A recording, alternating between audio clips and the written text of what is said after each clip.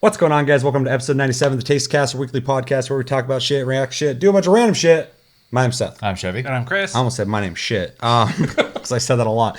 Quick reminders to download and play Detroit Become Human and Horizon Chase Zero Turbo. Horizon Chase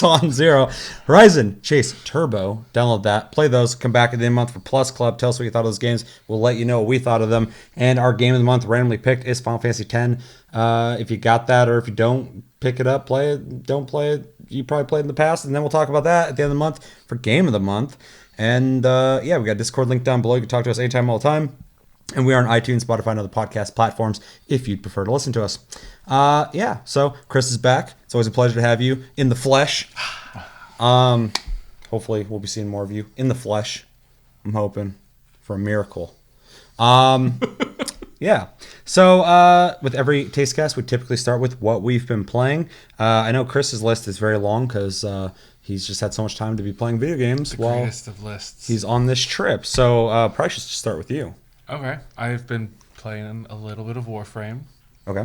I beat Detroit Become Human. You beat it? Yes. I beat Awesome. it. Awesome. I only reset once Oh, really? in the whole playthrough because an option was very misleading.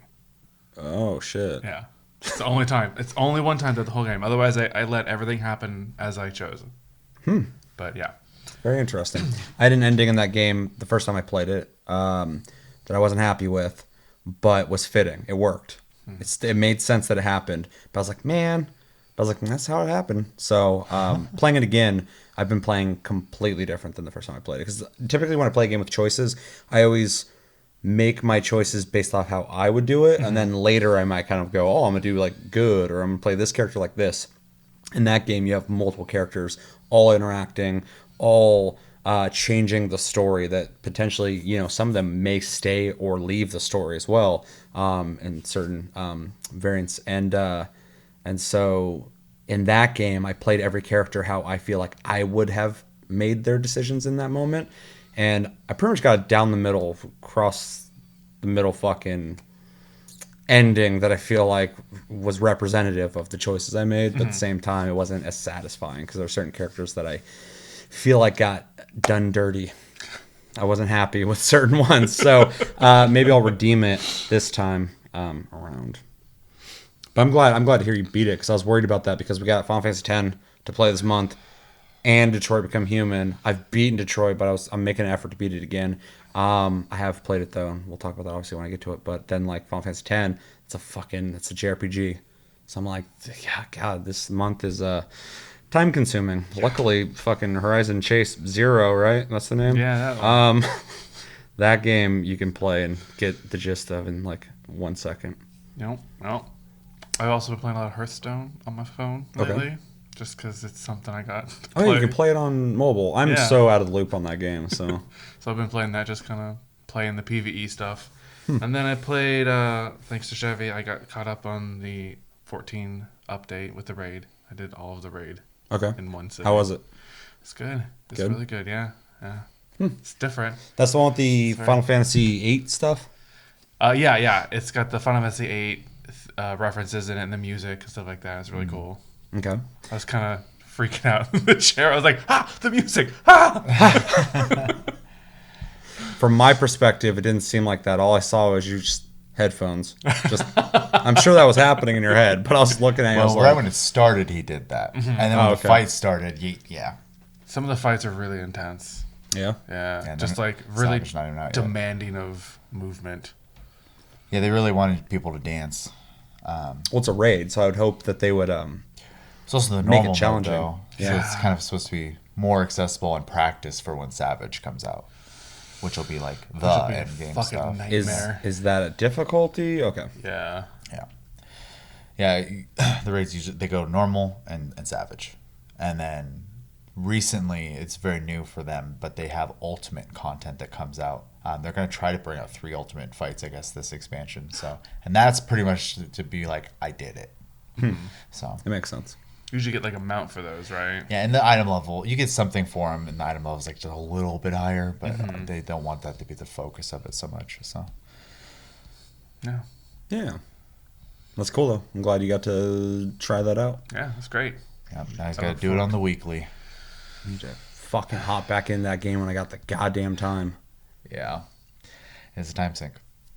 A little bit. Yeah, and I have like prioritized games for the fucking channel that are also time sinks. So I'm like, okay, I got to play those, and then I'll get back into 14 when I can. Because the last time I was playing it, I had just gotten out of the vanilla content, the fucking long slog that is them wrapping that fucking shit up for like 3 days. And it gets really good right at the end too. It was redeeming a bit. It was not quite 100%. Some of my life I went back, but that end I was like, oh shit, this is actually getting really good. And then when I got into, for me, the content after that, new content for me, it almost felt like I had, like, in my opinion, started the MMO that they want it to be at this point. Because as you've said a million times, the early content is them fixing the original content. Yeah. And I think they did a good job on that. But and then with all I'm hearing about with Shadowbringers from like anyone I trust when it comes to reviews, which is like fucking almost no one, they're all saying really amazing things about it. You've said nothing but good things about it, of course. And people are pretty much reflecting the exact same shit you're saying. I do find you biased, but that's fine. Well, yeah, I mean, because you've been playing it before that, and now you're playing it. You're like, yeah, this is great. And I'm like, you would say that, but you've said some pretty. but it is great. You've made some big claims, and then I hear people like on Easy Allies and all the other shit going like, if you're a Final Fantasy fan, you're not playing this game because you're not in MMOs. You're doing yourself a disservice because this is one of the best Final Fantasies, and it's probably one of the best. Stories they've told in a while. Stories that are being told in general right now. Yeah. And I was like, that's a fucking bold ass claim to make. It's so good. Which is really kind of crazy. So they loved it too, and everybody's giving it like 9s and 9.5s and shit. They're actually kind of debating, could this be a game of the year? Like, because it's an expansion, and they're like, I mean, it could, but definitely won't win game of the year. But then one of them was like, I think it should though. It's like good enough. So I was like, that's a really interesting conversation because I don't really ever think about MMOs when I think about that kind of stuff. Typically, people will lean towards those very like Sony-esque third-person story action games. Those typically win Game of the Years. Right. So that's what you normally would expect. Or something that was like a technological marvel. Some kind of budget, huge budget, big spectacle typically wins that kind of stuff. But so it was interesting for them to even discuss that, and even them having that discussion about it, I'm like, I need to get to that content because that's, I don't care what game it is. If people are saying that, there's got to, where there's smoke, there's fire. There's got to be something there. So pretty cool. Yeah, I think what they did is, without spoiling the storyline of it, they made the story gray instead of black and white. And you can relate and agree and disagree with almost every character in their actions. So, like the villain, like you hear him talk and you're like, oh no, he's making sense. Like, so they did a really good job in that regard. Yeah.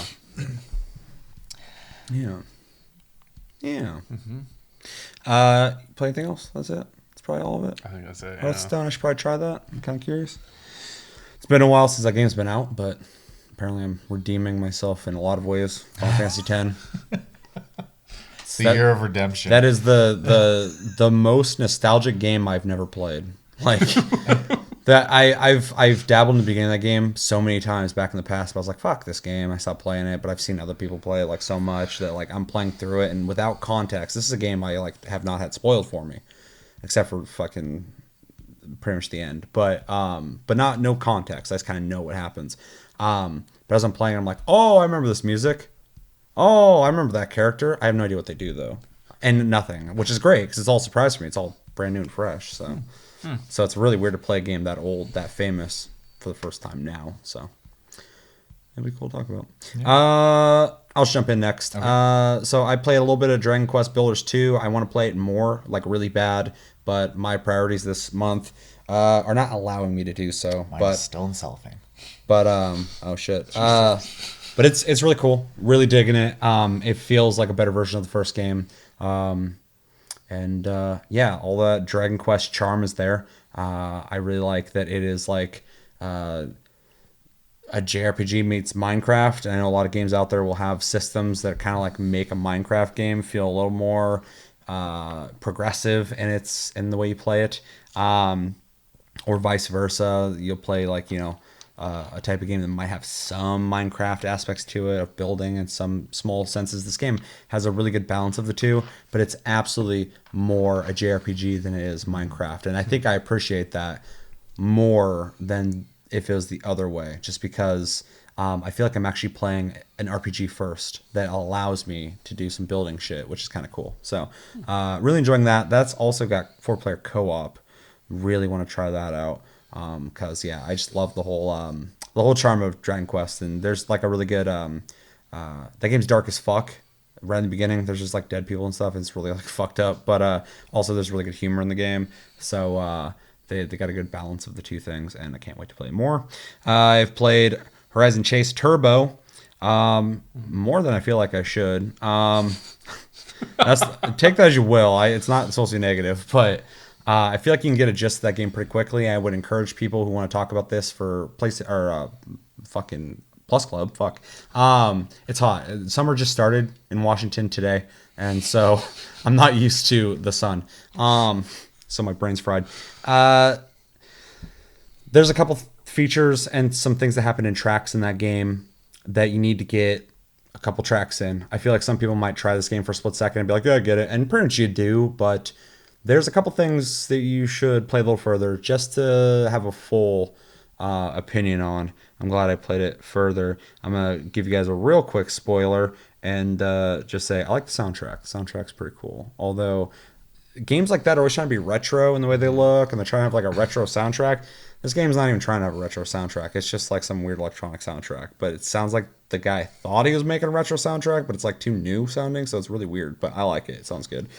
Yeah, outside that though, you gotta fucking come back later to hear if I even like the game or not. I probably hate it, or because I hate most of the games we play around here, as everybody knows. Any new person's like, well, fuck this channel. I can't stand the negativity. You shouldn't. Don't stand for it. Played Detroit Become Human as well, and like I said before, I've beaten the game in the past. In fact, I did a stream of it. You can go watch that if you want to see that. If you don't have access to the game because you're not on PlayStation Plus or whatever the fuck. And yeah, this will be me trying things differently. It's nice because when you play the game, it'll show the choices you made on like a little like path after you beat chapters, but everything you didn't do is in question mark. So it's hinting that there's other things you could have did, but it won't tell you what they are, which I really dig.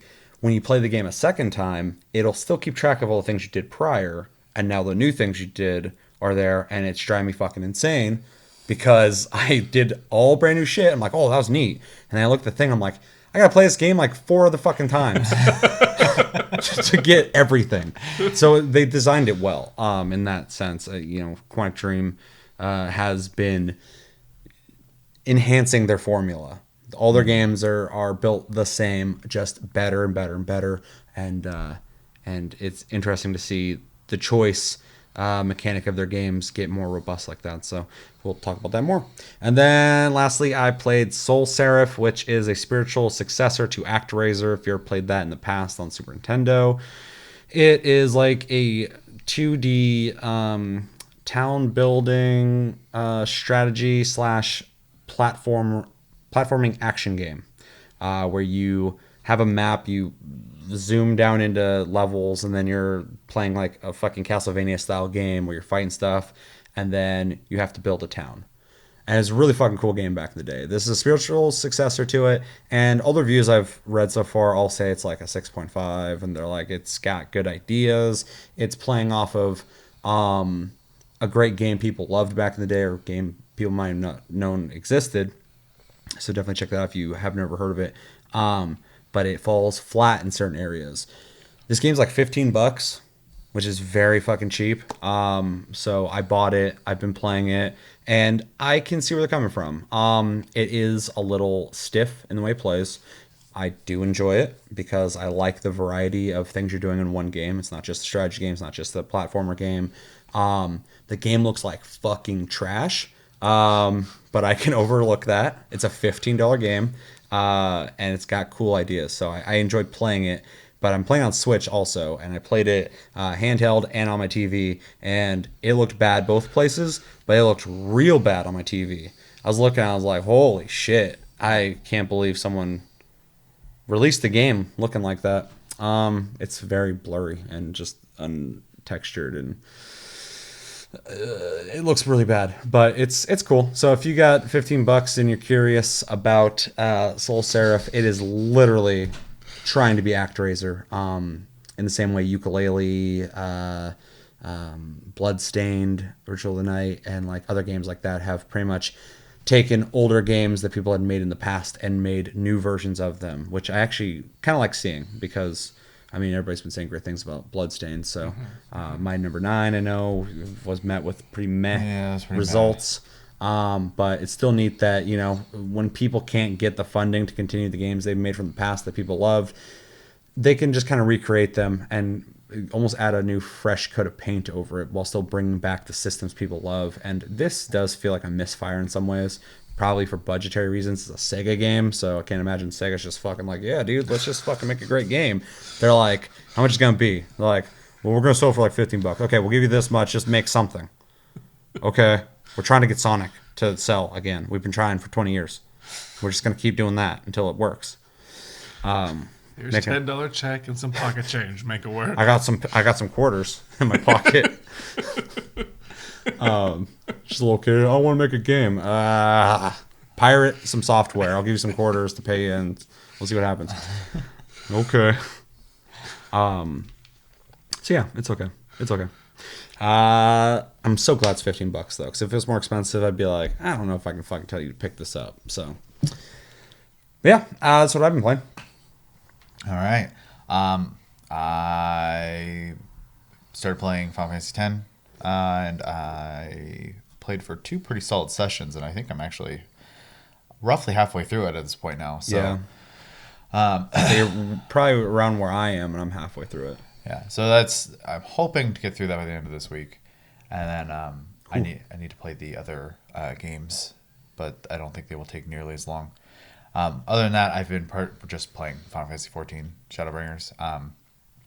I got through the story originally as my samurai, so it's 80, and then this week I got my white mage to 80 and my miner to 80. So working on that.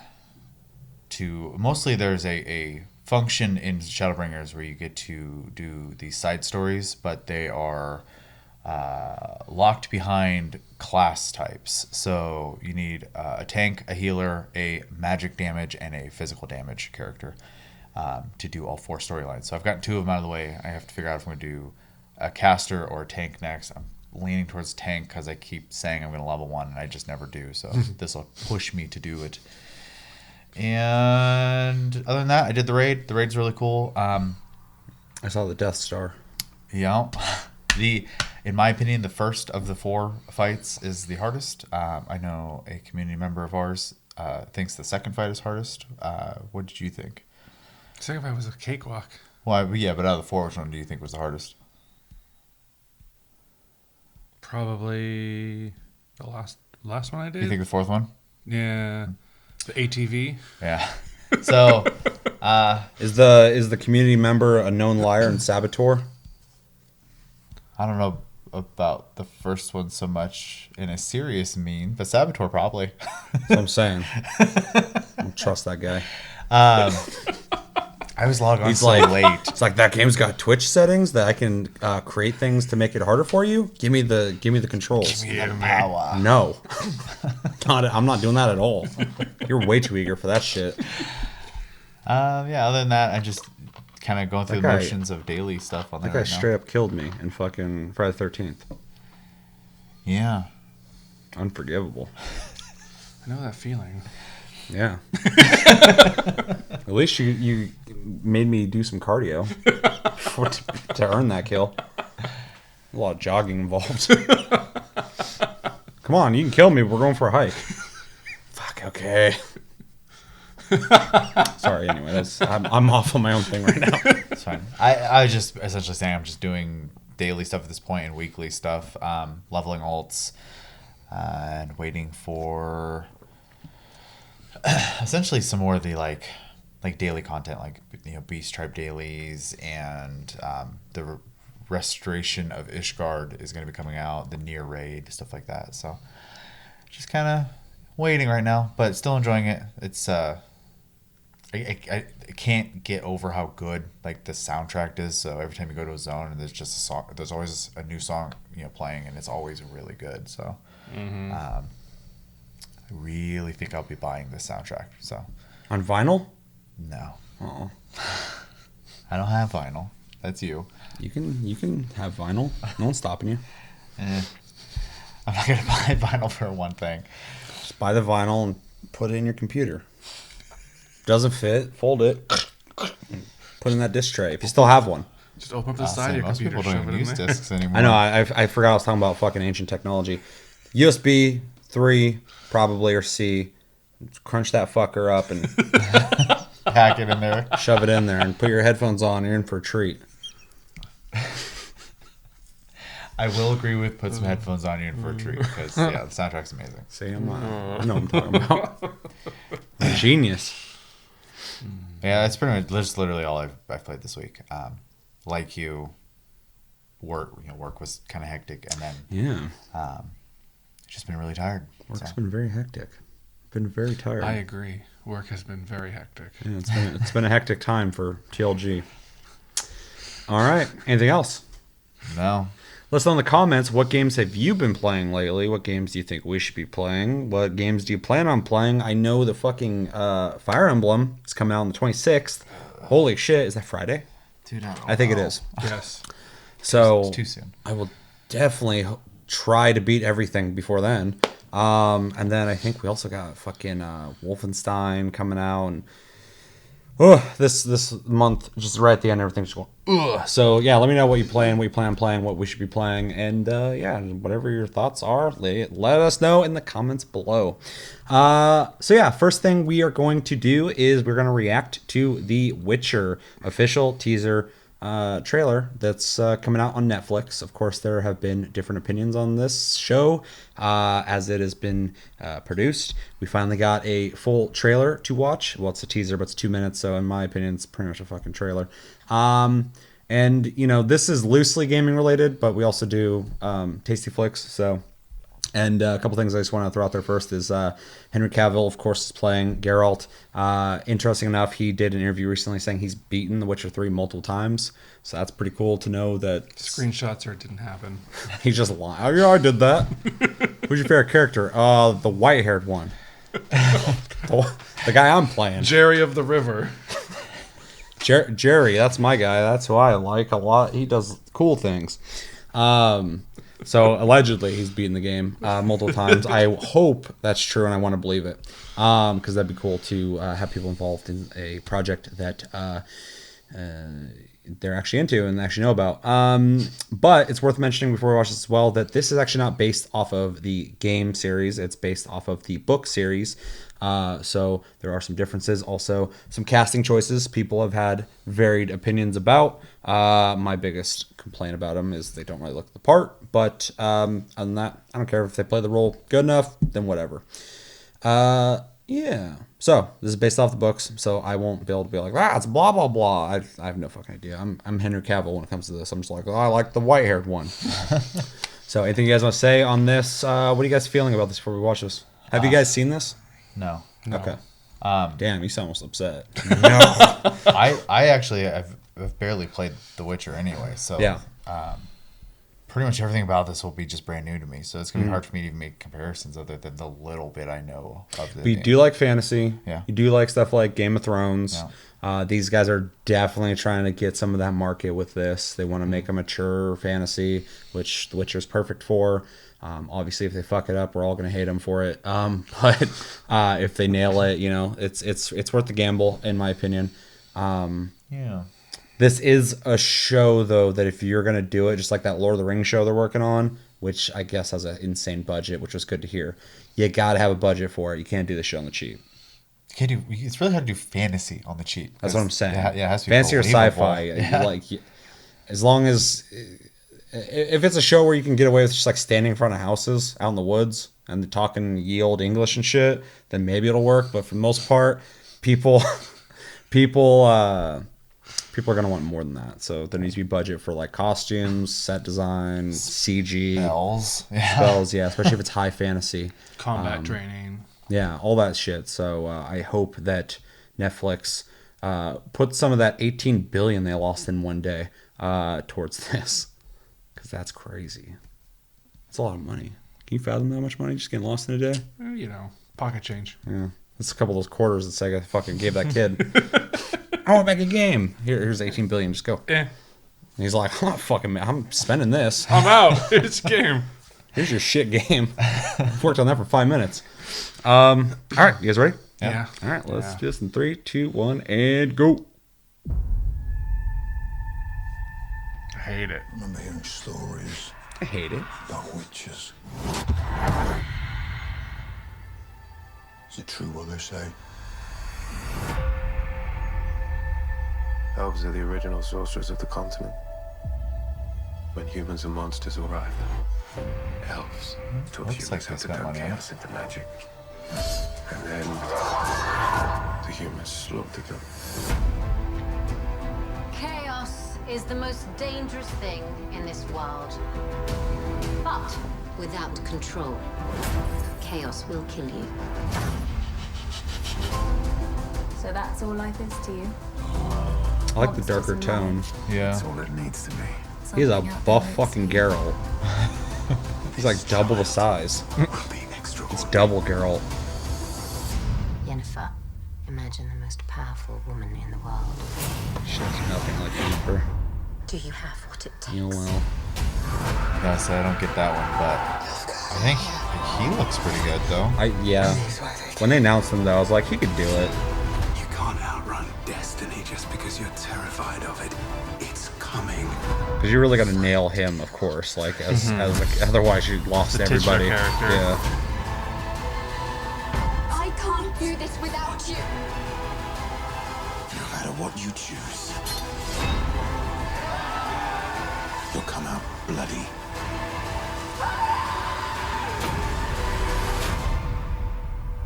I don't know. It looks like they spent some money on it. I like their emo Legolas. Emolas. All right, what do we think? I actually think it looks kind of promising, to be honest. Okay, so things I did like about it, because I feel kind of the same. Budget looks like it's there, which is good. Not that that's the only important thing, but like that is very important to sell high fantasy. He looks good as Geralt. I think he looks the part. Like I said, he's fucking ripped for that role. Like Geralt's not that big. Geralt's in shape, but he's not fucking just a tree stump. Like, what's up? Like, He's not Superman. yeah, exactly. But he looks the part. Looked cool. His outfit looked the part.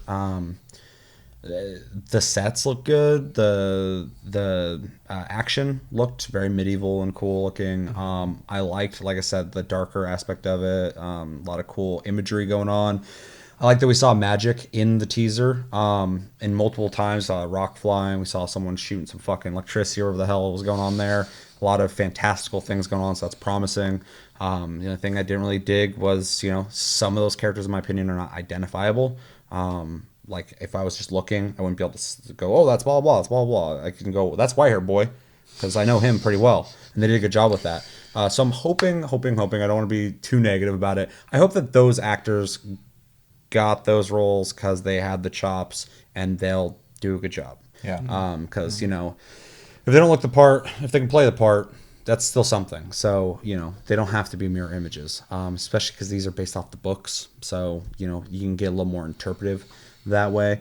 But it's better than I thought it was going to be. So, just because it's The Witcher and I like Henry Cavill, I'll probably check it out. And it did look pretty cool. So I'm kind of curious to see it too, just because the tone of it just seemed more mature anyways, which would be nice because obviously like Game of Thrones is gone, so it would be good to have something to fill that void. It doesn't necessarily even have to be fantasy, but just the tone in general, like having something like that right now. I'm sure a lot of people could probably name a million shows for me to watch. I don't watch a lot of TV, so it's always a surprise when someone's like, hey, watch something. I start watching, I'm like, oh, that was great. So I don't know. It looks cool. I'm like I said, I'm kind of ignorant when it comes to The Witcher, though, so I'm probably not the best guy as far as that goes. But as a show, I mean, as long as the writing's good, I think I could get into it. So yeah. One thing that trailer's missing, though, and I think people might agree with me on this. I hope. The music was a bit generic. Whatever. It's a teaser. It's supposed to get you go, oh, it's epic or whatever. But they really should have had something a little more like Eastern European acoustic like music and stuff. I think that's one thing that The Witcher 3 specifically does really well is the soundtrack's fucking awesome. And it's so different from other fantasy games because it does have that like Eastern European everything about it is like that, but the music particularly is so unique and awesome sounding that if they took something similar to that and threw it into that trailer, I think it would resonate more with fans because it would bring you back into that world and feel a little more authentic. So, but yeah, that's just a small nitpick, or at least advice I'm giving Netflix. Pay me. Give me money. Give me that Sega change. That variable changing number constantly. Whatever you got, just give it to me. Thoughts? I'm kind of the same with Chevy. I don't know much about Witcher gameplay, lore-wise, and whatnot. I've played The Witcher 3 a bit here and there, but nothing super deep. But from this trailer, the color tones are neutral, which I think is really nice because it's not that like crazy fantasy. Like The Witcher 3 was, it's supposed to be like a realistic world, like real world with, some magical creatures in it. The only things I have problems with is every time I see, what's his name, the actor in the wig. The wig looks bad. It's a bad wig. Like there's scenes like where he was like walking around in the full suit. He looked just fine. Like the wig was tamed down. It didn't look weird or funky. But there was one where he's just like sitting on a bench, his shirt's open and his hair just like everywhere, and it just looks like a dollar store wig.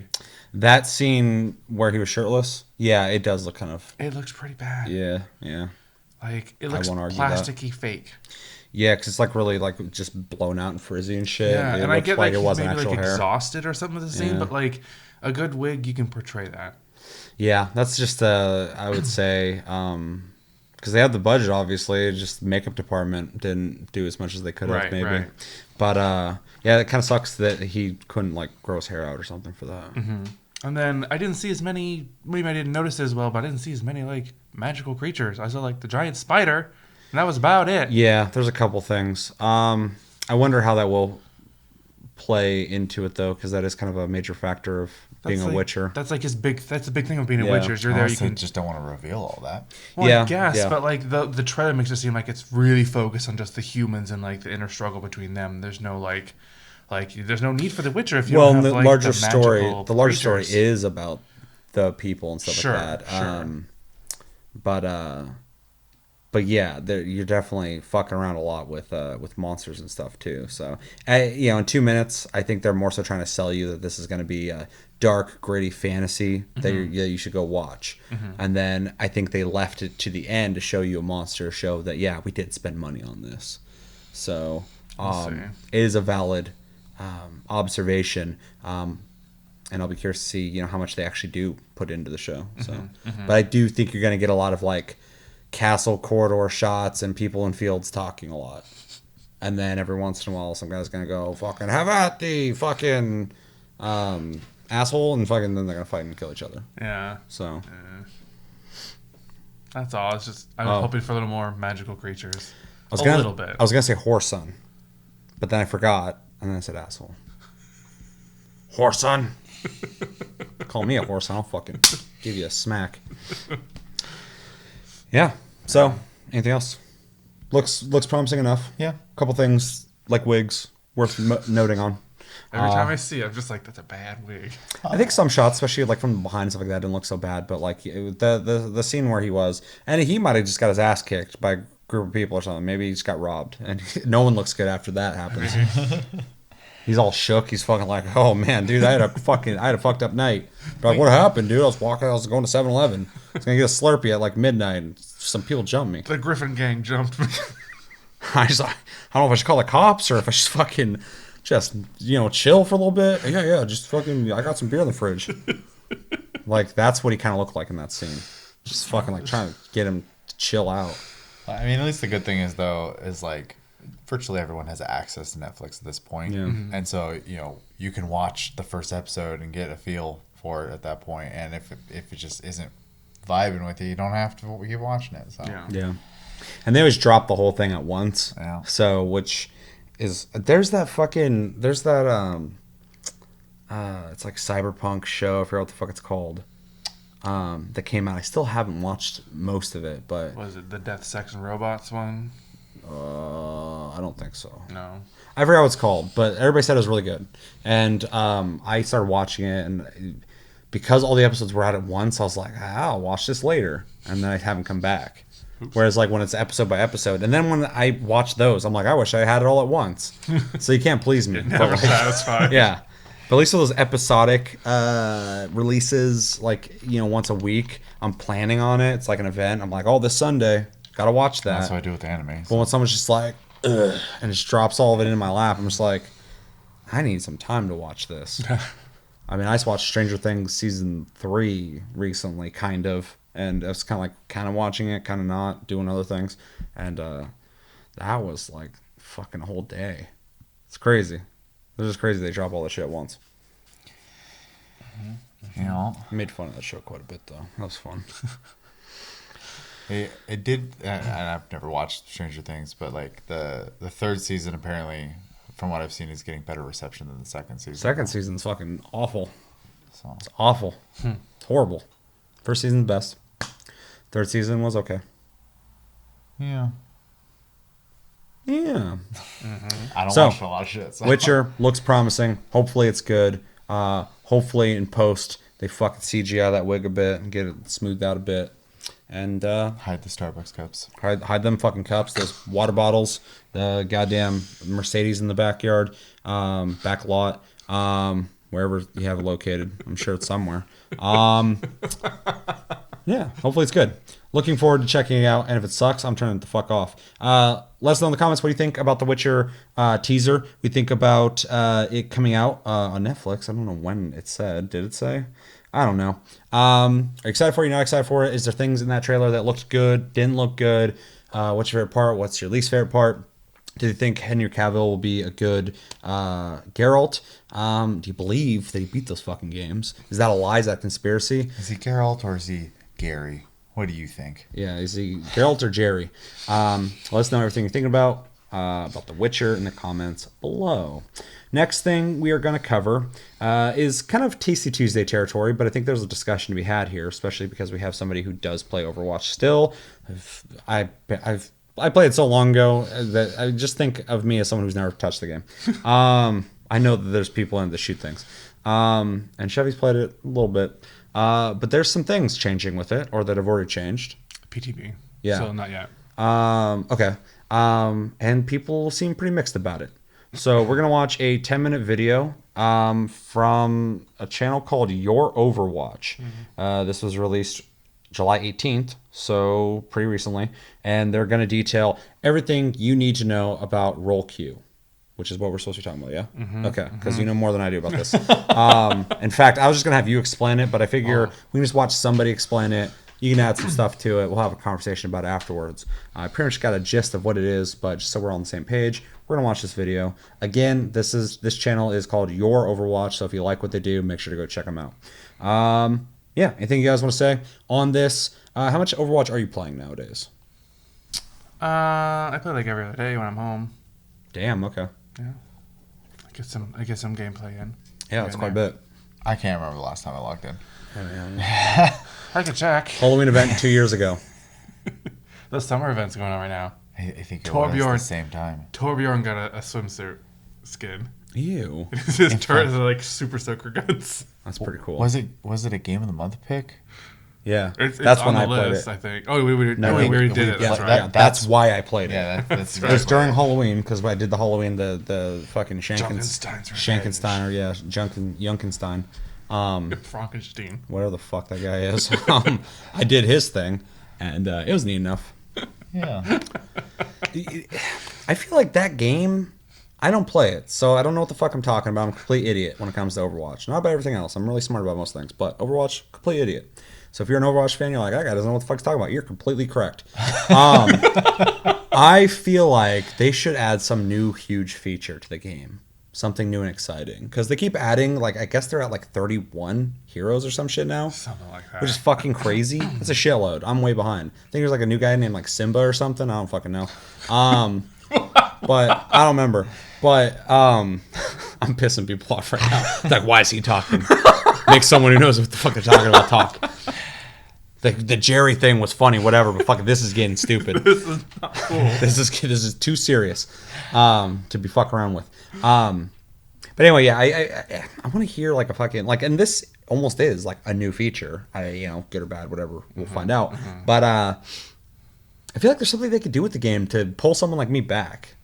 They Something have a build your own game mode.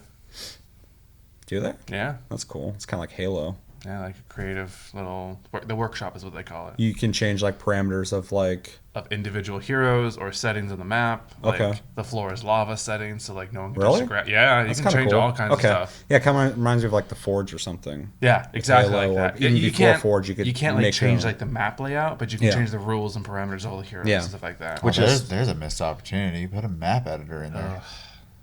That'd be cool, but they couldn't be official since people take the game so competitively serious. it would but just it would be in the arcade mode. It would be cool. Yeah, That's to be able what to it's do called, that. right? Sorry, I don't play this game. Arcade mode. Chevy's Okay. dumb on Overwatch too. The arcade's like the fun stuff. just so they can't say it. I'm saying it. We're stupid when it comes to Yeah, I would Overwatch. say it's not my game at all. We know nothing about this shit. I played it back, at the turn of the century, like it was a long time ago. I still claim to be a novice at that game, even though I play it a lot. Yeah, that's a game that you can play all the time and still play it casually. Or there's the hardcore people to play it and stuff. So they really did a good job with making a game that was like accessible to a lot of people. A lot of the people I know that play Overwatch are not like FPS players. It's fucking funny. Like I don't do FPSs. so many people I know who play the game play like It is more like MMOs. PvP though. Yeah, It's more like a PvP and that's what game. turns me off from it. Is like I want to fucking get that headshot or Widowmaker. Yeah, we do make out. Yeah, so we're gonna watch this, and we'll talk about it afterwards. Yeah. Anything else you guys want to add? No. We're dumb on Overwatch. Just letting you know. Yeah. That's just the fact. pretty of the dumb matter. about it. Just filling. I log in and I shoot things. We like video games a lot, pew. and so we talk about them all. Bang, bang, dynamite, I'll baby. say this is gonna be noise pollution. Is all I'm gonna be able to offer. You're just gonna fucking get an air horn. This is my opinion. Ba, ba, ba. Fireworks. It's pretty good. I was like, okay, so 10 out of 10, good. Okay.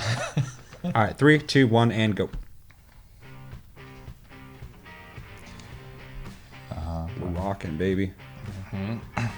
Hey, what's up guys, this is Liam Weagle on your Overwatch back with What's a up, new dude? video, You're and getting loud. today, Locked 222 and Role Queue are finally here. There's been hints and leaks from every direction, and we're going to be able to test them on PC What gun on the is that? Overwatch PTR McCree. starting It's his now. Sherlock Holmes and there's skin. a That thing's lot to fucking cover, so dope, I'm going to yeah. do you guys It's a also full golden gunned. breakdown and explain everything to you and how it currently works on the earliest version of the PTR update. There's also some hero changes, and Frito will be covering them in a video going up shortly after this one. So let's jump straight into things. How Role Queue works. Before you queue into competitive play and quick play, players choose which role they want to play: tank, support, or damage. like a dungeon queue. The matchmaking system will then create a team comprised of 2 tanks, 2 supports, and 2 damage heroes. Upon entering the match, players can choose heroes within their chosen roles. Now, this isn't super specific, but it is locked. So when you are in the game,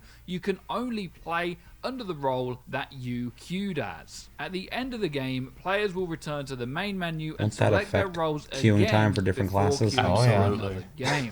So this is standard stuff and to be expected, but some things that people weren't expecting is role incentives and queue estimates.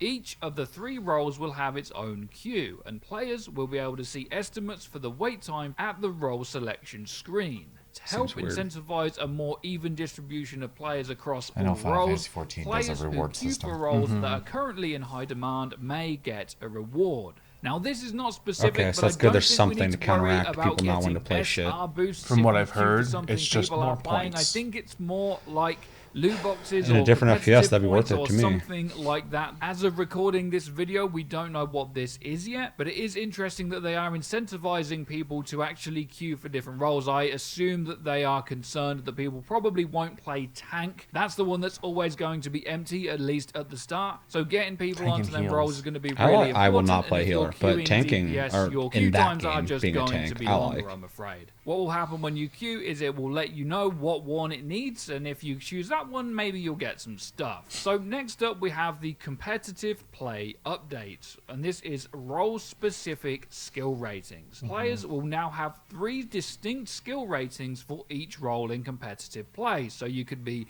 GM on DPS, Silver at tank, or whatever on healer. As each player's SR between roles can vary widely, matchmaking will be calculated using the SR of the player's selected role. So say me and Frito want to play and I'm Grandmasters on support and Frito is Bronze on tank, just like he always is. I'm not going to be able to queue with him because we're going to be too widely apart. So all 3 of the roles, you're going to have your own SR, and you will find games based on, again, that selection that you make before you search on what queue you want to play. So it's very likely from the start I'll be Masters at DPS and support and probably Silver on tank. Like, I'm not even joking, my tank's that bad. Let me know if your tank's that bad in the comment section down below. Next up is placement matches. Players will be required to complete 5 placement matches in a selected role to obtain their seasonal skill rating down from 10. If you'd like to earn your seasonal SR for all 3 roles, you will need to complete 15 placement matches in total. Now, currently, I don't think many people do play across all 3 roles, but if you want more gold guns, then it's probably something you're going to do. My only concern with these incentives for these things is if we're throwing people onto roles that they don't necessarily play, yes, of course, they'll get ranked lower for it, but are they going to be as willing to get better and improve when they might just be doing it for loot boxes? I guess only time will tell on that one. Of course, you want to know what your rewards are, and these will also be changing. Complete your placements in any single role during a competitive season to earn the seasonal spray and player icon. At the end of the season, seasonal competitive points will be awarded for the highest skill tier obtained in each role. This change allows for players to earn more CP overall if they complete their placements in all 3 roles, and of course, depending on how high you can get in each roles, and you can see what the old CP you got was and what the new ones is per role. So you can technically get more now if you're as good as you was on the heroes you used to play on all of the new roles in the system. For you top 500 players out there, leaderboards will now be tracked across 4 different leaderboards, 1 for each role, along with an additional combined average leaderboard. To be eligible, players must complete at least 25 games in that role, down from 50. To qualify for the combined leaderboard, players must be eligible for all 3 role-specific leaderboards. This doesn't apply to me and not to a lot of people, but if you are really good out there, then there's a lot more top 500s you can go for now. Now, as I mentioned earlier, there will be some hero updates. The most obvious one is Brig. She's going to be way more of a healer now. And also, there is going to be a live servers and Role Queue beta soon. Role Queue is currently live on the PTR only. Quick play will be added during a later testing phase. In an effort to give time for additional testing and feedback, they'll be running a 2-week Role Queue beta season from August the 13th to September the 1st. Players can earn CP similar to other mini seasons and qualify for the beta season top 500 leaderboard. Beta season stats will not be included in your overall competitive season stats. And of course, competitive season 17 is shorter, as a lot of people have pointed out recently. And season 18 is going to start with Role Queue after the beta test on September the 1st. So guys, that is a hell of a lot of information about Role Queue. I'm going to throw out my opinion here, and I'd really like to hear yours as well.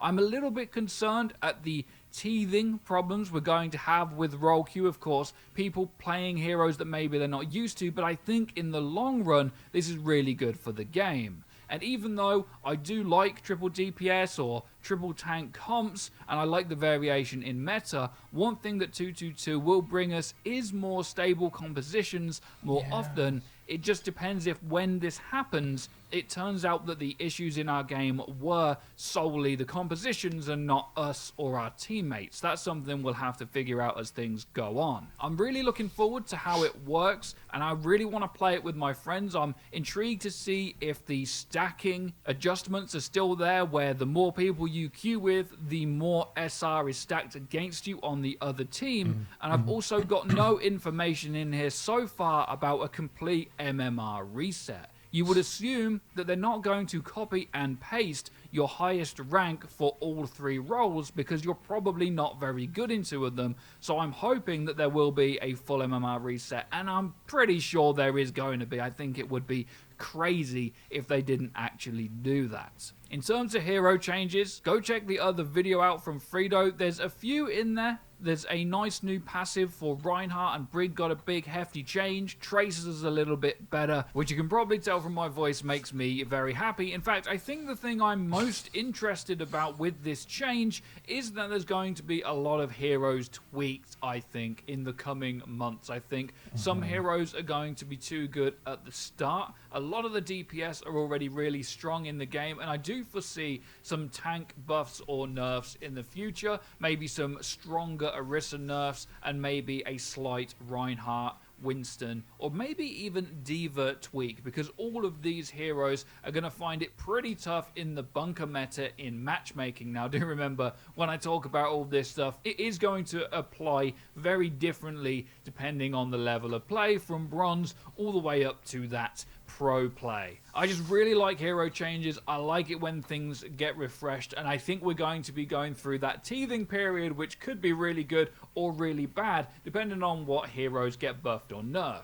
But overall, I think Bunker's going to be the best comp at the start, and that brings my biggest concern, which is actually, with it being 222, there may just be one fixed meta all the time, and unless we get more hero changes more often, this could become stale. Now, this may not happen. This is just the one thing I am concerned about. So let me know what you guys think in the comment section. I feel like it almost has to happen. Any of this stuff, and be sure to drop a like, as it does help us out, and it lets us know that you're enjoying the content. So, and you're going to want we to got hit the that info. bell icon next to Probably the should subscribe ask button you so what that you get think of it notified first, since when you're our actually videos go playing live. it, I'm and sure to then have a we'll great day chime as in. always. So, what do you think Take care, about all peace, this? people. Got any concerns? Got anything that you think is good about it?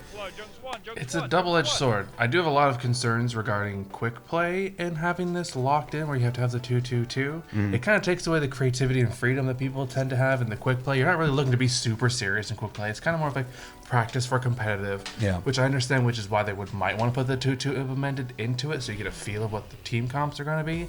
But it's quick play. It's not nothing serious. No one's there to well, I'm the best at this in quick play. Who gives a shit? It's quick play. You're having fun.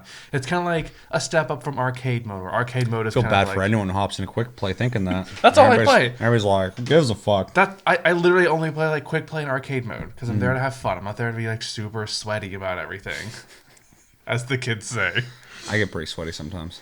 I can understand this being for competitive, absolutely, because what's been happening is the meta of the GOATs comp.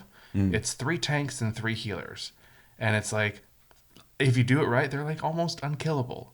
Okay. And the tanks, like Reinhardt, if you get him in there and you can keep him alive with having the shield up, he can do a decent chunk of damage. And that's like what a lot of the competitive teams were doing in the finals. Although this year they did something different. I was going to ask, what is this combating? Because it's a pretty dramatic change. So I was wondering if there's something going on that they're trying to get away from, and that makes sense. Because I was wondering, like, there's got to be like an elite fucking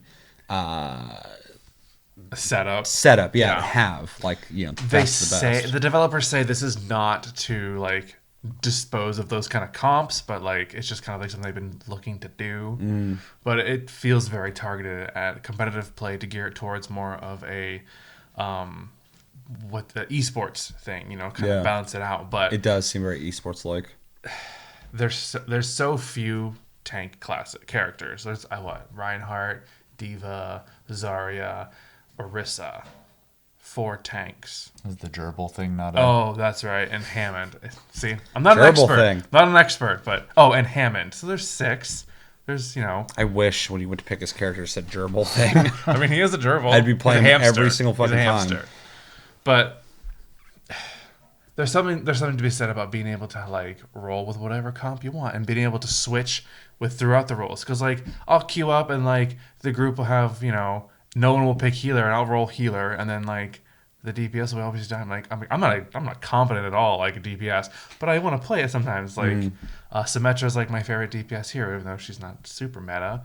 But if I have to queue up as tank or healer, I can't be a flex pick in those roles because I'm a flex player. I'll fill in what we're missing in the team. Yeah. That makes sense. The other thing I worry about, but also is the double-edged sword. I like that you have SR ratings for each role, so you're put more balanced with like people of your skill level for that role. Okay. So like if I'm playing tank and I'm like you said I'm better at tank, I'm with people who are better at their other roles. Whereas I want to practice DPS more in competitive mode, I'm gonna be a little bit way lower, so that way I'm people my skill level. The only thing that worries me is that I have a lot of friends who I play with, like Keith and them and whatnot, who probably are way better at certain roles and play those roles primarily. So like I won't be able to play with them if our SR is separate like that in quick play. You wouldn't be able to play with them? Yeah, he said that. Yeah, you have to be in the same bracket as people. Ooh, I don't like that. Yeah. I don't know if it's strictly for quick play or if it's just for competitive. Yeah, I missed the detail there. Because I mean, like in any game, any first-person shooter that has ranking in it, it's typically like across the board taking. Like if you're with a bunch of people who are higher than you, it's gonna like average it across the board, and you're probably gonna be against a team who's also pretty high or whatever. But like if you're just like playing by yourself, obviously it's gonna throw you in with a bunch of people like wherever you're at. So it's interesting. You can't even have that option. That's what it sounds like, yeah. I watched a little bit of the developers update where they announced this, and they were saying that they are going to add a quick play classic mode where it lets you to freely pick whatever is many. I would say they should just make, if they're gonna do this, just make a mode where it's like how it was, and that could be their fucking metric to see if people want this or not. Right. Because then they can look at the numbers on what are they playing the most, or if it's even, then keep it. Keep both of them. But it is fundamentally like changing the game almost completely. So it's quite the gamble. Just listening to that, I was like, it's a big difference. Yeah, and you're gonna see a set. I guarantee you're gonna see like maybe 2 set comps of what the tanks are, what the DPS are. That's the first thing I thought. As soon as they're like, you're gonna pick what you want to play, and then you're gonna have a selection of those guys. People are probably gonna have like almost like a MOBA, have like an expectation of like who you're gonna play when they're playing this person, and like he said, it's gonna get stale. Yeah, and I can 100% see that because I can't, like in certain games I don't mind it, but like a lot of games when people are like you should be doing this with that, I get bored quick. Yeah, because I don't want to just do the way. I want to have the freedom to play the fucking game the way I want to play it. So that is absolutely something to be worried about. Yeah, and obviously to reiterate, I don't play the game, so I can't even really comment on like how it's going to affect the balance of the game itself. But just from the sounds of what they're doing, I see positives and negatives to it. The positive That's obviously where I'm being, if there is a meta right now, like you said with the 3 tank, 3 healer thing, it is a good idea to kind of break that apart. I could understand from the developers' standpoint too. They made all these characters and no one's playing them. Well, that's the other problem, though, I see is that, like, the DPS, there's a very, very large pool of what's considered DPS. And with this 2-2 comp, you're going to want the DPS that has the most value to do the most damage with a few downtime. So you're probably at, like, a comp of Widowmaker, who's the sniper, headshot everybody, and Reaper, who's the tank melter, or maybe Widowmaker and Junkrat, because they just have the really high burst damage. And you're going to see like characters like Symmetra, who is more like consistent damage and more of like laying turrets down and like, suppressing people that way. She already has very little playtime from what I understand. It's probably going to be null at this point. Yeah. Yeah, the one thing I think they can do to combat that, though, is they just have to do balance changes more aggressively more often at this point.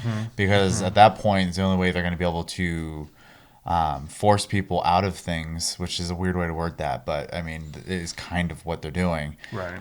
Is by making those balance changes. I think the other perk you're going to get in the long run is by forcing people into brackets like that. It might be easier for them to come up with balance changes, Right. Because they can see what's happening per category now.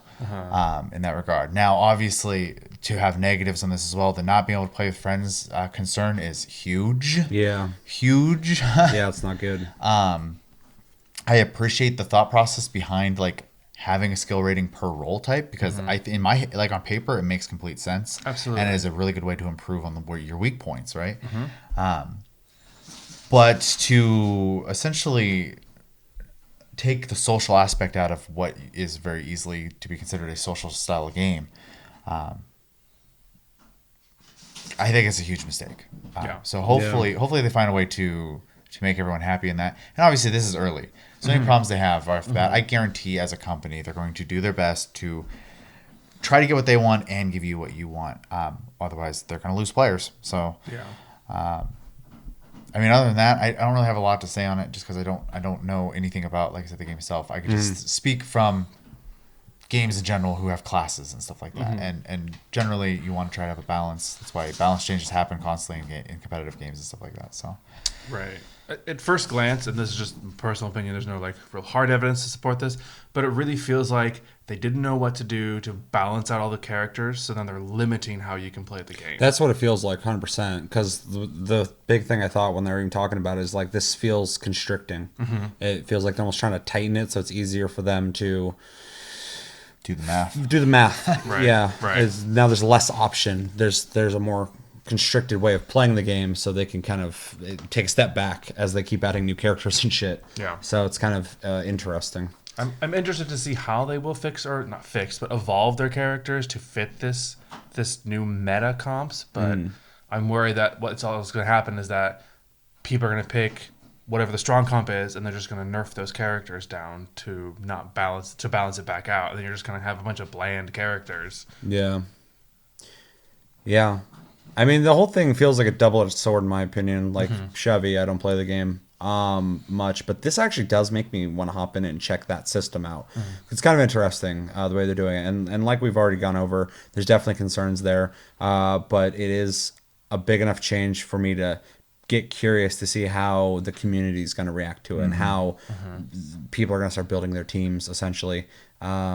So hopefully it works, but again, they need to let people have the option to do either or and just kind of see what the broader community wants, because this is such a huge difference from what they're doing before, and it makes complete sense why they would try it. But I mean, like, the game's been out for a while now, so to be making a change like this, I hope it will enhance the game and make it better. Absolutely. Because it's a little late to be going, okay, this is how it is now, though. It's like, okay, like, why are we doing this now? Why don't you just, like, a couple weeks into the release?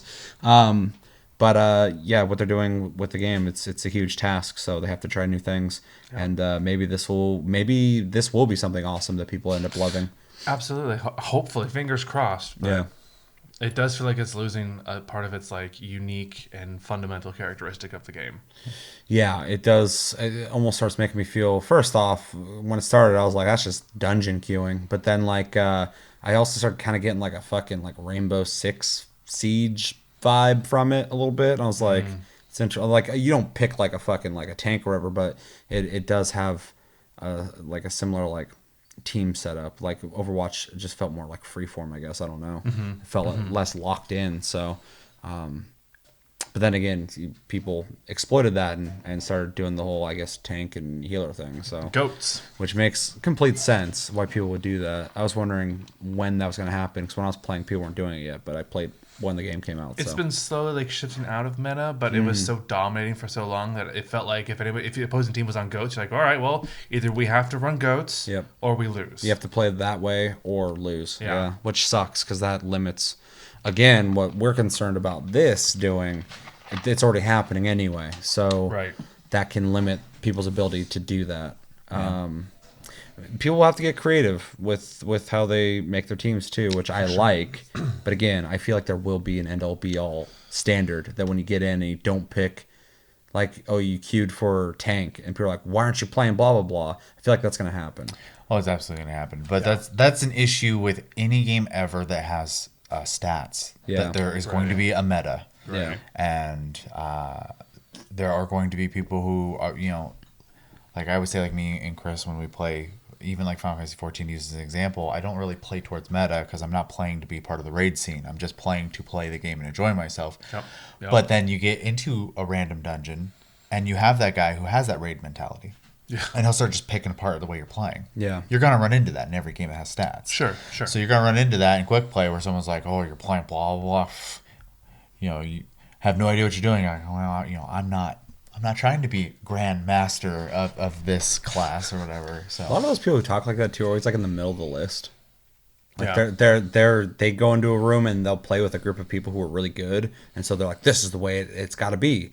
And then like they'll go in a room and the team's losing, they're like, this is your guys' fault. And it's like, you just get carried by people randomly, and you want that to happen every time. right. That happens. I see it all the time, especially like just in average first-person shooters. Someone will just be in the middle of the fucking list, and they're like, "This team fucking sucks." And it's like, okay, well, play better because you're in the fucking middle of the list, bitch. Like, get the fuck up here. Stop bitching. Sorry. Just be ready for 30-minute DPS queues. Yeah, that I do like that there's an incentive, and that some games have not done stuff like that, and it's always bad. So to see them putting that carrot up and going, hey, we need people to play this, It makes sense. Blizzard should know. Overwatch should take a look at the Blizzard statistics for like World of Warcraft and They see just how they bad have to those know. queues are. They have to know. It'd be I mean, crazy if they didn't. In all games that have like this Yeah. comp system, it's always tanks and healers are always like the least played. Even if you put that carrot out there, they still don't play them. Yeah. Though it is great for people who do enjoy playing them. 'cause Sure, they get lots absolutely. Of bonuses. Yeah, I get bonuses for doing stuff I already enjoy doing. Yeah. Yeah. Yeah. I will say, like, I play DPS primarily in 14. I play heals casually, and I'm not queuing up for stuff with that. Yeah. Because I don't want the responsibility still. So it's more so for the free company. Right. So. Yeah, I play DPS, and every time I queue up, it's just instantly it's like me and there's another DPS, and I'm like, and okay. now we wait. Yeah. I'm like, okay, I'm gonna go do my own shit for a little bit. And That's how spoiled, side tangent, but this is how spoiled I've been because I play tank. I'll queue for a dungeon, it's like 14 minutes is DPS. I'm like, what the fuck, 14 minutes? I'm used to like a minute queue. Yeah, I don't experience that. It's gotten a lot better though in 14, since we're talking about that real quick. Because I remember one time earlier in 14 where I like waited like an hour and over an hour to get into a dungeon. I was like, this is much better. I don't experience that now at all. But that's completely gone. So, but from my experience, but yeah, I remember that. I was like, holy shit, this game's unplayable. But they fixed that. Because I was like, I need this. I have to do this to continue the story. I have to do this fucking dungeon. They're like, well, you gotta wait an hour and a half. I'm like, fuck, that's a crazy mechanic. Wait an hour and a half to get to that story. They've added so many incentives for people to play old content. It seems a lot better. I mean, I've waited like way short time, but longer than I'd like. And I'm still like, And I gotta go. But there's so much shit to do while you wait. It's not a big deal. But like, I'll wait like 20 minutes, maybe, rarely, and I'm like, fuck, this is so long. But it's not as bad as I've experienced. Yeah. So Overwatch is doing that. We all pretty much seem to be on the same page. I feel like most people will be on that page. I'd actually be curious to hear in the comments if anybody's just super excited for this and sees only positives, or even super negative, or completely thinks it's gonna fuck everything up. Because I think there is some good and bad there, and I think there's definitely some things to be worried about with it, and we hope that it does well. Obviously, they're changing it, so hopefully it's for a good reason. But I could also see somebody going like, I don't want this at all. Or maybe they do the fucking like 3 tank, 3 fucking healer thing, and they're like, I want to keep doing that. Or maybe you're like, finally they're fucking changing this up. They needed to do that. So I could see people being on most sides of that, but we've typically run pretty middle of the road on a lot of things. So, but yeah, anything else you guys want to say on that? It'd just be interesting to see the state of the game by the end of the year. Yeah, I'm almost thinking about downloading it because I'm kind of curious. I just uninstalled it. That's funny. Mine's been uninstalled for fucking. I was going through cleaning out my hard drive, and I was like, I don't play that. I'm curious as how they're going to design characters in the future. Whether they're That going to will design them around absolutely this. be a factor. Oh, yeah. It will change the way they design characters. Because then they're going to start looking at how many tanks do we have, how many healers do we have. We got to make a new tank that's like this and that, but not like that. And fuck, yeah, it's gonna change the way they start developing things. Whereas before it was almost like a fucking just like there's already so many heroes. There's like, whoa, here's just a new one. Like I feel like there's more freedom of creativity, fun and zaniness to the creative process that now will be more restricted to a system that they need to like support and adhere to. So that is a good point. Yeah. Anything else?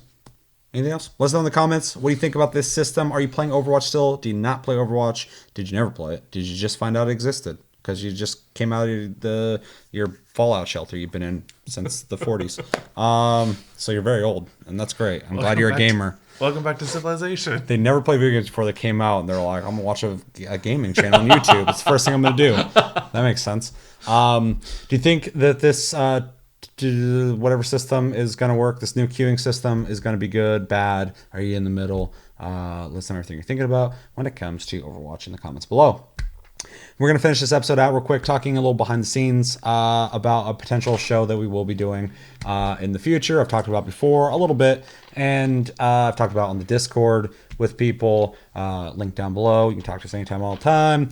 And yeah, just kind of want to get your guys' opinions on this and just kind of share with you where my mindset's at. So TLG, Tasty Loot Gaming, we cover gaming. Of course, gaming of all types. So one thing I kind of wanted to stretch into is maybe doing a show. Well, it's not maybe. We're definitely doing it because I just invested money into it. So we're definitely doing it. But we're going to do tabletop stuff. We'll start out slow with some... I've pretty much been picking up a lot of the popular games. I'll look online. People are like, these are the ones that everybody loves. So I'm like, okay, we'll start there. And then maybe we'll move into other things. Maybe we'll move into like actual like RPGs, tabletop RPGs, long form. Maybe play some simple games. Just do stuff that's a little more like around the table social stuff, because I love obviously having conversations, hanging out with my friends. So to be able to share that would be cool. So yeah, we're going to be doing tabletop stuff at some point. This will not be scheduled as far as I know.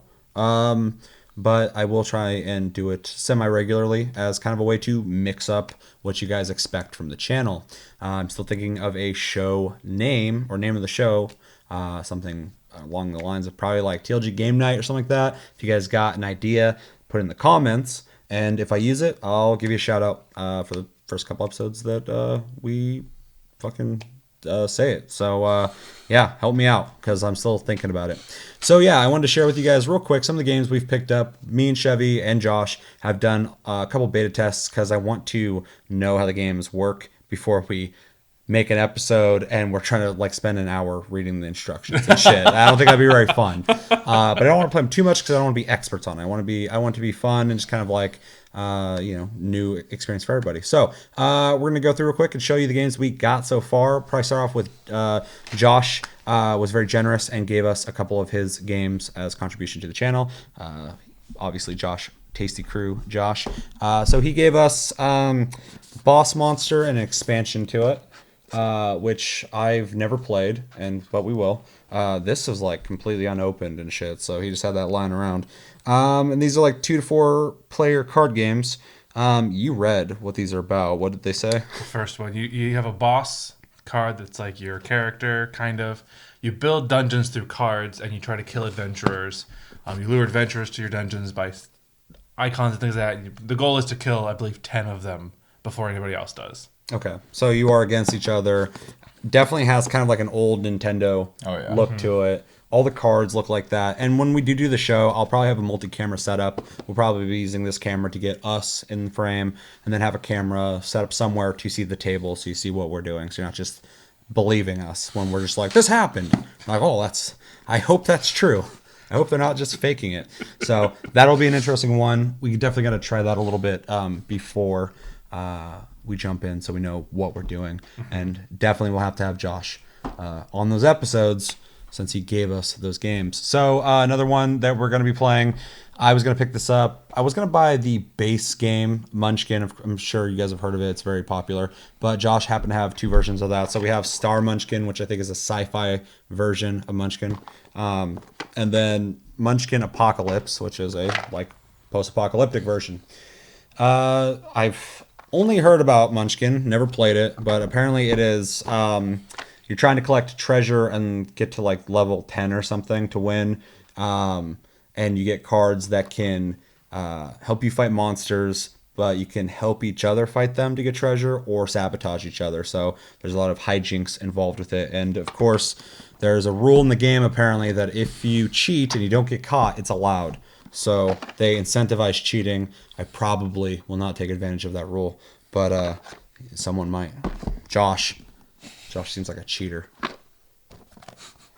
So yeah, we got 2 versions of Munchkin we will dive into. And yeah, another one we got that me, Chevy, and Josh have beta tested a little bit already is D&D Dungeon Mayhem, which is a 2 to 4 player versus card game. It's a very simplified version of Magic, where you essentially... really quick games. You just kind of go at each other. You try and take each other's health down. I think there's like 20 health. You do... damage, you put your counter down 10 yeah, health. And then you can heal with certain cards. You attack each other. There's each class has their own specific moves and then moves that everybody has, and it's just kind of a quick fun card game to verse each other with. And we played a couple of matches to learn it. It's very simple and it was pretty fun. So I think that'd be a fun one to do. Hearthstone Light. Yeah, you're saying it was like Hearthstone, and after that I was like, maybe I should try Hearthstone. Then we got 5 Minute Dungeon. We also have tried this one already a little bit. This one's very fast-paced and hectic and fucking crazy. You turn on a timer, there's an app. It has choices of narrators, which is kind of cool. And as the game goes, 5 minutes, it's going down, and they will like announce it, 4 minutes left, 3 minutes left. And during that time, you're all playing different... characters who have like one specialty apiece, and their decks have more of certain elements than others, and you're essentially going through enemies to get to an end boss and beat the end boss, and then you move on to the next boss. The way you do that is each card or each enemy has like a sword, a shield, and like a scroll, and so one of us all have to like find those, or if I have all 3 of them, I put them out, and you're just kind of battling and going at it and trying to beat the clock. There's a lot more to it. You guys will find out when we play it on the show. Speed runs. That's another really popular one that people dig. Then we got Betrayal at House on the Hill. I'm sure you guys have heard of that if you play tabletop. It's another very popular one. This one we played a while back when a friend brought it over. Brandon, who's been on the show before, he had this, and it's essentially like a modular. Every time you play, it changes. You have characters. You start in a mansion. You can go upstairs, downstairs, in the basement, or on the first floor. And as you go, you pull out new tiles, and you kind of build the house as you go. And then eventually, and you find items, and you collect items, and kind of get ready, because there's, every time you play, a new haunt that will happen. And when a haunt happens, it creates a horror-themed scenario that now gives you an objective. Something will happen, and now you have to do something to win. And there's a book for the haunts and the people who are being haunted to read, to kind of strategize how to win or lose. And yeah, so it's got a lot of replayability. There's 50 haunts in the game apparently, so there's a lot of replayability, which is something I was really going for. I wanted to get some cooperative games, some versus games, but mostly games that we can play over and over and over again. So especially at the price of some of these, I want to play more than once. And then the last one I got is a game, I almost said a game called Zombicide Black Plague, which is a different version of the original Zombicide, which is more modern take. This one's fantasy, this one's purely cooperative. You play as multiple characters, and as you play through rounds, you level, and you get to pick your abilities as you level to certain points. And you're trying to complete objectives on a random map, or there's like levels that have a designed map you can recreate. As you do that, more and more zombies keep showing up on the map. Every time you enter a building, you roll for zombies that will be in that building.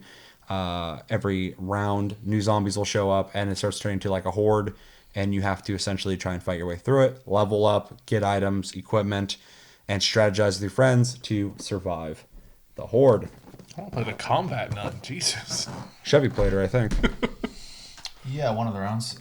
I tried a couple characters on that one. Yeah, and we have played that one as well. There's there's a lot of rules to that one. It's actually pretty straightforward once you get down to it, but like there's a couple times where like, wait, so situational stuff. Yeah, something would happen. We're like, okay, so how does this work? So we had to like Google every once in a while and look it up, or fucking go through that book. But that one's kind of neat because it has like little figurines and stuff. So as more and more zombies show up on the map, they're actually like zombie figures and stuff. So it gets really kind of crowded and neat. Well, they're all gray too. So if you're like painting figures, that's perfect game for that. If I had the time, I would do that, but I just don't.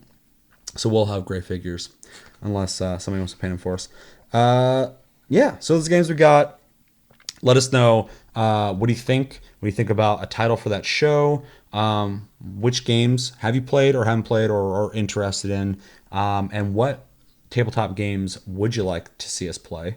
I'm still looking into getting ones, but of course it costs money. So, that's the ones we got for right now. And yeah, what do you guys think? I mean, you've played some of them already. Mm-hmm.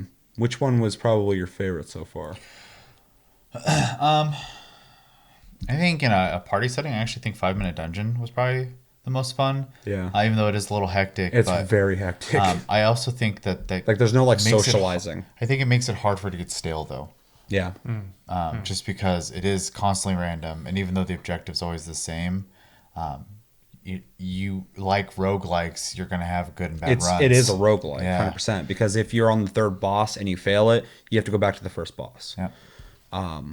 And it is, random cards you're pulling, so you could get completely fucked. Yeah, so I think that one I like a lot. The zombie side has a lot of things about it I like, but it's also quite the time investment. Yeah, so it's a long game. That's a hit or miss one, but the depth of like your character sheet is something I would expect in a pen and paper or a video game. It feels like a pen and paper light board game. Yeah. Yeah. So some cool ideas in there. Really hard game though. It is very hard. Yeah, we got to ask it a couple times. So yeah. But again, that game's rated up to like 6-player. Mm-hmm. There's 3 of us playing. Yeah. And I think there's a way to mod it to play up to like 12 people. Yeah. Jesus. Yeah. Even in the instructions, it's like, if you want to play with more than 6, there's a way to do it. And I'm like, okay. Like, that's a lot of fucking people. So we had 3 people. We were running out of space sometimes with the zombies. Yeah, it got crazy. Yeah, which ones are most interesting to you? Oh, the zombie one and the House on the Hill one. The more in-depth ones. The more in-depth ones. They're neat. They're full experiences, and I think they'll be fun to play in general, but also for the show because there's a lot of like conversation and narrative happening in those, so it's kind of fun. I really am excited to play Betrayal at House on the Hill because we've played it 2 or 3 times, and each time is completely different and interesting. And with the amount of haunts that happen in it, I'm just kind of curious to see what's even in that game. And then the Zombicide game, I want to play that more with a group of friends because it's difficult, which I dig. It's not easy, but also just the amount of ways to play and strategy is really cool, especially because it's a cooperative game. Mm-hmm. But yeah, out of all the ones we've played, I've enjoyed them all. 5 Minute Dungeon I think is more muscle memory than actual like being able to understand what people are telling you and fucking react to it. You just kind of get used to how the game is and you start just saying shit and fucking throwing cards out. But it's fun and it's really fucking hectic. I was getting stressed out.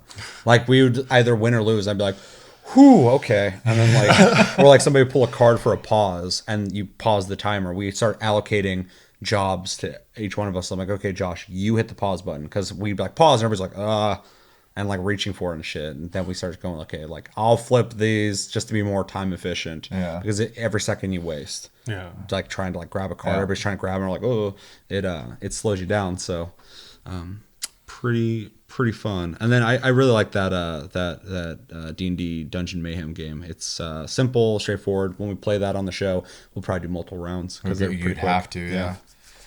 Because I figured, these episodes are going to be like Taste Cast length. So easy. Yeah. Yeah.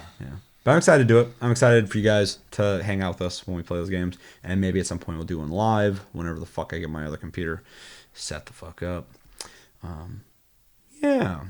So those are the games. That's what we got planned. Don't know when it's going to happen, but it'll probably happen pretty soon because we got the games. We've been beta testing them and shit. So, yeah, let us know everything you're thinking about when it comes to that show. What do you think of a title that you think sounds good, or do you think Game Night sounds fine? It's not very inspired, but I think it works. And, yeah, let us know everything you think about. What games should we play? There's a lot of them. There's so many. Everybody's like, fucking Pandemic's great. And I look at it, I'm like, it doesn't look that great, but it's kind of cool sounding. Not Monopoly. Everybody's always like, Monopoly. No. I'm not fucking playing Monopoly, motherfucker. I'm not trying to lose. We're not trying to break this channel up. Can we play Candyland? Sure. Uno, dude. I'll play fucking Uno or Candyland or No Uno. Sorry. No Uno. No Uno. No Uno. No Uno. Why? What happened? Family fights. Uno? Oh, we take Uno very serious. Jesus. I'll say Monopoly. I was like, this ain't so bad. And then we start playing. I was like, I'm getting really annoyed right now. Trichelle's just counting money like, $25, please. And I'm like, dude, I'm on my last leg. I'm fucking living in my car. Like, are you really going to take that money? She's just looking at me. I'm like, I got $5 left. People are like, oh, I'm going to loan you some money. I'm like, I don't want your fucking money. Like, this is so awkward. Whew. What are the other classic games? I said Tetris. Sorry. That's classic. Uno, Parcheesi. Fucking Parcheesi. Scrabble, dog. We're going to play some Scrabble. Get your grandma. Yeah. Watch the episode with her. I don't know. When the power was out and we played Scrabble, I thought it was pretty fun still. So yeah, when I was younger, I was like, I fucking hate this game. And now I'm like old. I'm like, all right, so bad. I like words. Michelle's getting very, very creative with those words. She's like, We're like, is that a fucking real word? She's fucking doing all sorts of things in games. Hopefully we can get her to play as well. Yeah. Yeah. Hungry hippos. That'd be a very loud game. yeah, Put the microphones right in the hippos.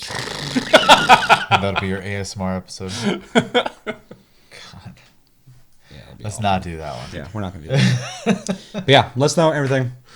All the games you'd like to see us play. That's going to do it for this episode of Tastecast episode 97. Fuck, we're getting close to 100. As always, thank you for watching. Make sure to like and subscribe and enjoy this episode. Make sure to check out our other episodes. Check us out on Tumblr, Twitter, and Facebook at Tasty Loot Gaming. Check out me and Chris on Twitch at Tasty Senpai, all one word, Tasty_fruit. That's Chris. Hit the notification button to know when I go live. Hopefully, we will have streaming capabilities on YouTube soon. I haven't checked the update on that, but I feel like it's got to be like a month out.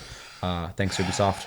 We're really paying for that whole fucking advertising for you thing. Yeah, we got Discord link down below. Talk to us anytime, all the time.